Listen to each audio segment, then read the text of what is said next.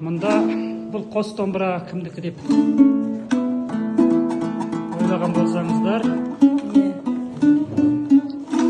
50 жыл бойы сахнада жүрген, мен туылардан 10 жыл бұрын сахнаға шыққан ағамыз бен тәтеміз.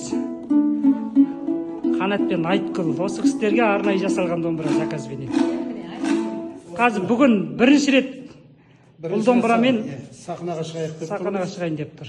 Бұрында Жамбыл үлгісіндегі домбырамен жүретінбіз 50 жыл бойы. Енді бірінші рет. Енді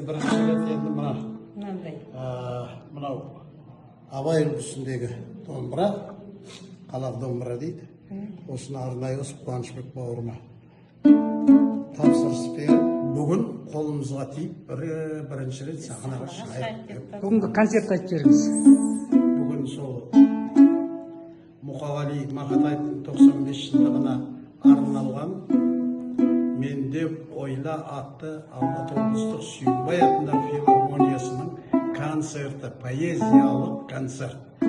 Соған міне осы домбырамен шығып жатырмыз.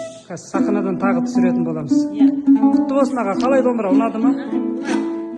Біз екеуміздің неміз мына екі дауысты айтатын болғандықтан, екеуміз айтатын болған домбыраның дауысының дыбысы бірдей болғанын қалаймыз ғой. Иә. Мына тура сондай болып тұр қазір. Екеуде ляны ұстап. Екі дауыста ойнағанда екеуінің үйлесімі жақсы болады.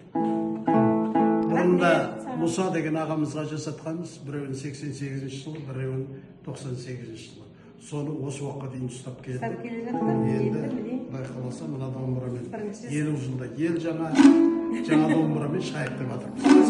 Құтты болсын аға, құтты болсын. Рахмет саған.